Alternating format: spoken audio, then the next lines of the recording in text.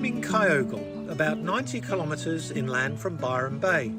It's a very special part of New South Wales, a little subtropical pocket surrounded by spectacular rainforests and protected from cold coastal winds by the Great Dividing Range. I'm here to visit Daly's nursery, an icon of the exotic fruit tree scene in Australia, and I'm excited. It's something I've been wanting to tick off my bucket list. Greg, when it comes to subtropical fruit, you're pretty much the A to Z. Was that always your dream? It was. Back in the 70s, I started this nursery with my 3 brothers, and I just wanted to grow all the different varieties of fruits all over Australia, and we've continued that for the last 45 years.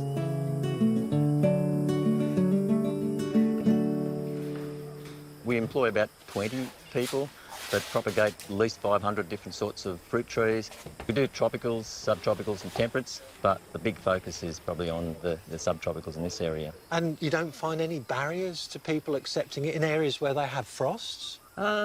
We probably do, but as I say, I think growing fruit trees is just not about getting the fruit. I mean, that's the side benefit, but it's a passion of trying to grow something outside your sort of climatic range, which I find quite exciting.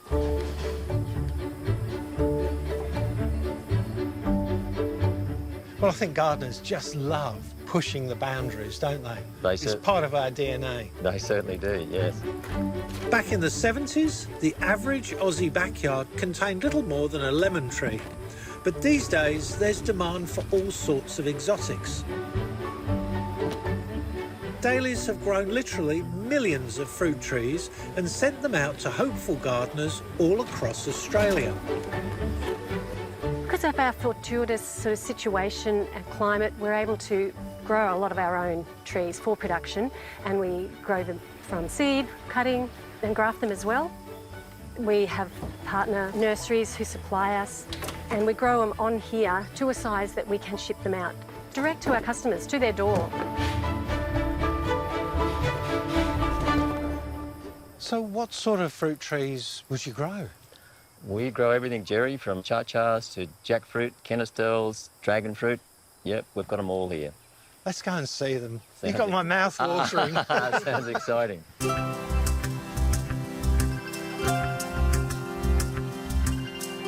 The 5-hectare nursery boasts several orchards, used to provide cuttings and seed for potted stock. And they're a treasure trove of tropical delights. Oh. This is a mammy sapote tree. It's a variety called grey, a selection called grey. It does well here in the subtropics. It's flowering at the moment profusely all along the branches. Yeah. And it's still holding fruit from last flowering. Very tropical tree. It's from Central America, but it has adapted well to the subtropical conditions. And they are reaching markets in Sydney and Melbourne from growers up north. But would you be able to grow this in Sydney? I think so, yes, yeah. As a seedling, and you could likely get fruit, especially if you've got a microclimate that you are working on, planting with lots of trees to keep the area warm, potentially even inside a polyhouse.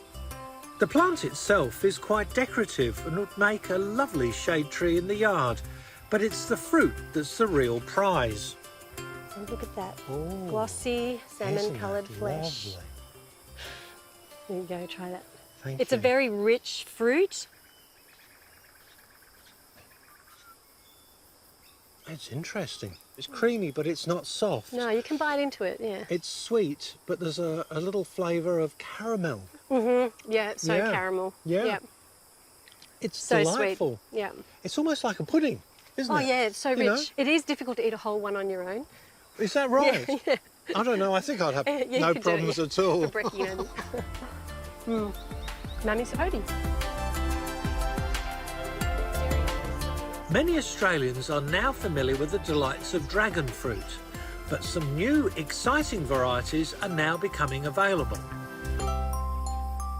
So this is a pink panther. Now, it only produces a small to medium-sized fruit, but the flavour is amazing. It's highly productive from a young age, and it's compact. You can build these trellises. They don't have to be tall, and the hanging branches are what are going to flower and fruit for you. Flavour interests me Would you like- because normally they're quite sweet and juicy, but they don't have a strong flavour. Would you like to try one? I'd love and you to. can tell us what you think it tastes like. Thank you.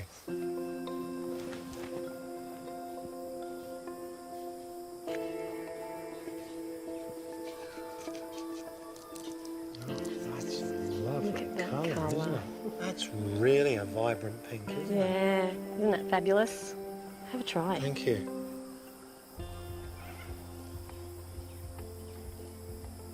You're right. Peel them too. It does taste. It's a bit of raspberry in there. Bit berry flavours, yeah. Yeah. Yeah, so they're Yeah. sweet Mm, and just delightful that they that's very distinctive. and juicy, like Mm, you said. mm. Fantastic. Great one for backyards, isn't it? Yeah. Self-pollinating. Only need one. Nice and compact. While dragon fruit can survive outdoors in the subtropics, other exotic fruit trees are coddled in the nursery's polyhouses. This is our exciting new tropical tree, the achacha from Bolivia. It's started fruiting last year. It's about 7-year-old. I'd love to taste it.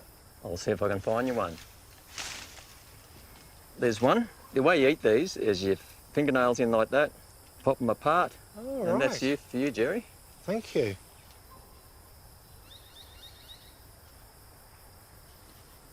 It's tangy, very juicy. It's like a sorbet. It is, yes. Yeah, delicious. We've proved that we can crop it down in the subtropics, even though it's a tropical tree, and I'm sure I'm waiting for someone down in Melbourne to say they've cropped it down there.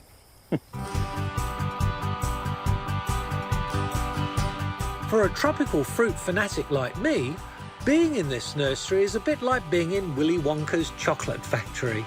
And the engine room for all the tropical treats I've been sampling is the grafting shed. This is probably one of the most important parts of a fruit tree nursery is propagating grafted trees. And the reasons why we graft is to replicate known good selections of fruit, so they fruit quickly, or you might be taking advantage of a good rootstock. So a seedling tree, you'll have to wait maybe up to 5 to 10 years. A grafted tree, maybe 2 to 4 years. These are Wampis, a Chinese variety of fruit tree. They're quite easy to graft. So what we're doing, growing the rootstock, which is nice and vigorous and healthy. And then we get a sign piece from a recognised variety, I think that's Guy Sam, and make those cuts to expose the cambium, match them up, wrap them up with florist tape, and that's so the sign doesn't dry out. Rick started it a few years ago, and it's quite surprising how well it works on young stock, which they tend to dry out quite easily. Yeah. So after this has been done, they'll go into a special sheltered area? They'll go into a polyhouse, which Yeah. is high humidity, for a few weeks, and by that time they're taken and they sort of push them away. How many would you graft in a year? They do probably 200 to 400 a day. I'd say 30,000 of a mixed variety. I mean, it's just there's quite a few different varieties we do. That's quite a significant part of your Oh, no, operation. it's a very important part of fruit tree nursery. Another important part of the nursery is the experimental greenhouse that's home to a whole community of plants. This was the brainchild of my son and son-in-law back about 7 or 8 years ago, the biodome. Wow. What I can see here is a permaculture food forest. That's exactly what was the idea. There's a great distinct ground story. You've got vine and fruit trees above it. The concept is utilising every little bit of space from the lower levels to the mid-levels to the top. So there's got to be a lot of pruning to make it sort of happen. Otherwise, the most dominant species will take over. So it's about pruning and using different layers. There's a lot of pruning. That means there's a lot of cuttings. Yes, I had that in mind when my son and son-in-law started this. I thought, well, there's lots of the prunings we can use for cuttings and grafting, so it's worked out well. Win-win. Hasn't it just? What I love is the fact that you've kept things to what I call a safe picking height, which means you get all the fruit that you want and it's easy to access. And you've done this with a whole range of subtropical fruit nobody would have thought of doing it to. Yeah. So this is a living experiment. Yes, we've got down to -5, -6, so that was the idea. A lot of the tropicals we propagate, try to put them in the polyhouse, and it works. So if anyone sort of lives in downtown Melbourne, got a greenhouse in their backyard, it's possible. What a fantastic example. And everywhere I look, I'm seeing things that I don't recognise, which is such a delight. To keep the trees in his biodome to a manageable height, Greg has an old trick up his sleeve. This is a jackfruit. I'm going to show you a technique called sintering or girdling. It's an old technique that used to be used to force trees into fruiting, seedling trees, or to keep trees small.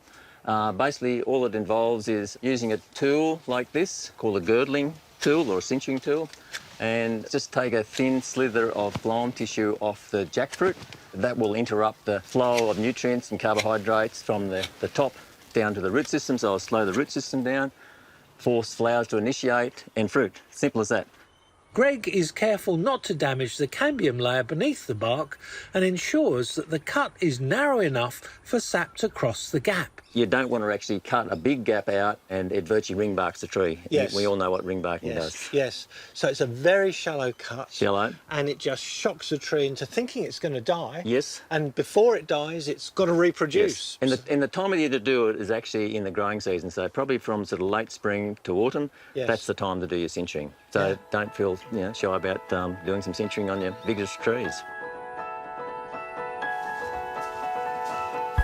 At a time when retail megastores dominate plant sales, it's great to see a family business not just surviving, but thriving. And the pride that Greg and Pauline take in their work is obvious.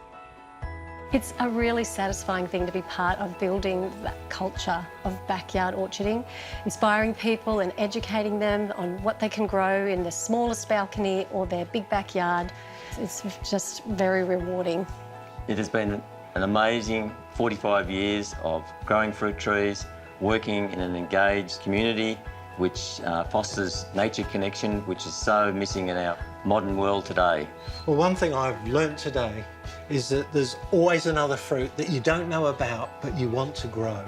And so thank you for introducing me to new things and new challenges. It's our pleasure. Yeah.